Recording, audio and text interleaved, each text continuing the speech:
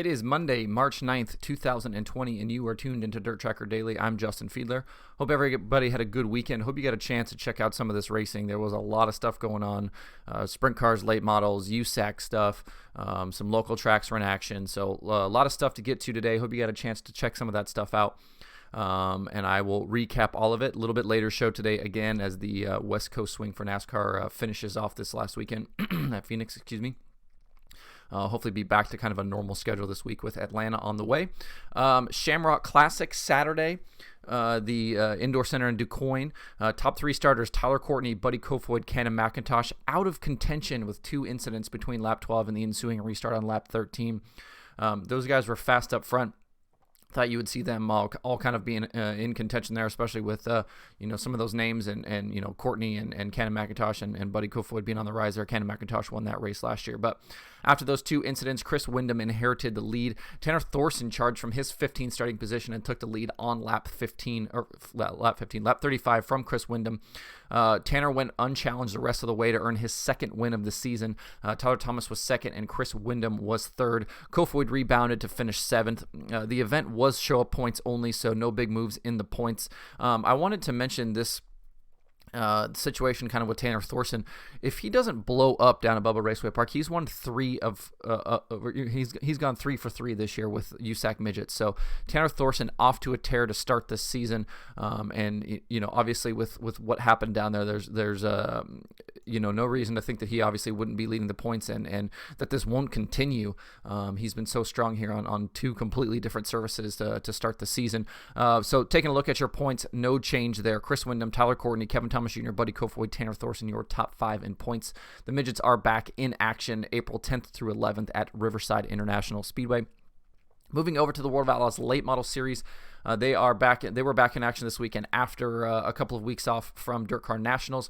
They were at Duck River on Friday night and Smoky Mountain on Saturday night. Friday night, Josh Richards led early from the outside front row, but Herb challenged him on lap 3 and took the lead on the bottom. Running the top side, Richards got back by Herb 16 laps in. Richards held off multiple attempts from Herb and Brandon Overton over the final laps to grab his 77th World of Outlaws win. But it was his first series win in more than 3 years. I think I saw 1,225 days since Josh Richards had won a World of Outlaws feature. Brandon Overton finished second. Dennis Erb Jr. was third. Brandon Shepard fourth. And Cade Dillard was fifth. It's crazy to think that a guy that dominated a series for so long and has as many wins as he did had not won a series race in over 3 years. But nice night there for Josh Richards. Moving over to Smoky Mountain Speedway on Saturday from the front row, Chris Madden was strong early out front, but a power steering issue 25 laps in ended his night. He came to a stop on the front stretch. That handed the lead over to Ricky Weiss. Weiss only led a handful of laps before Mike Marlar, big move muscled by him into turn 1 to take the lead. That move that Marlar made is the one thing that I always say about the late models. I just wish there was a little bit more contact sometimes, but there was plenty of contact on that move. I doubt Weiss was too thrilled about that one. Weiss was able to battle back to Marlar and take the top spot with 10 to go. And then coming to 2 to go, Marlar threw a huge slide job into turn 3 and 4. I think he even bounced off the wall there, but was able to make it stick, and he grabbed the lead back from Weiss. He was able to take home the $12,000 top prize over Weiss, Josh Richards, Brandon Shepard, and Donald McIntosh. Looking at your points after the 2 nights, Brandon Shepard's points lead is now 58 over Ricky Weiss. Darrell Lanigan is third, Chris Madden is fourth, and Dennis Erb Jr. is fifth. The series returns to action on March 27th at Volunteer Speedway.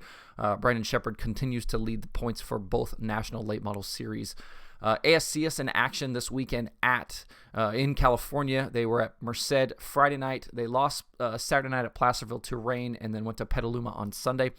Brad Sweet led all 30 laps from a front row starting position to grab the ASCS win on Friday night at Merced. Big field, 51 cars, a lot of strong competition there. Sweet won that race over Shane Golobic, Blake Hahn, Carson Macedo, and Andy Forsberg. Like I mentioned, Placerville on Saturday lost to rain. They ran yesterday at Petaluma. All California podium on Sunday. Andy Forsberg grabbed the win over Shane Golobic, Sean Becker, Sam Haferteep, and Justin Cox. Forsberg got by Hafertepe in lap traffic about 15 or 16 laps into that race. And on a restart, he actually went up on the bike, but was able to keep the lead even though Sean Becker had passed him because of a caution that then reverted timing of scoring back to the previous lap. He was then able to lead the rest of the way. ASCS points, Harley White, now your current points leader over Sam Hafertepe, Roger Crockett, Blake Hahn, and Matt Covington. The ASCS National Tour is back in action March 20th through the 21st at Cotton Bowl Speedway in Texas. USAC CRA and Southwest Sprint Cars were in action over the weekend at Canyon Speedway Park. Friday night, CJ Leary grabbed the win over Charles Davis Jr., Damian Gardner, Brody Rua, and JJ Yaley. On night 2, it was Leary again over Austin Williams, Brody Rua, RJ Johnson, and Stevie Sussex. CJ Leary is your CRA points leader after 2 nights, while RJ Johnson is the current points leader for the Southwest Sprint Car Series. The CRA is back in action March 28th at Paris, while the Southwest Sprint Cars are back April 4th at Arizona Speedway. Comp Cam's Super Dirt Series at Boot Hill Speedway. Driving Timothy Culp's backup car on Friday night, Tyler Erb passed leader Jesse Stovall on the final lap to win the Comp Cam's opener at Boot Hill.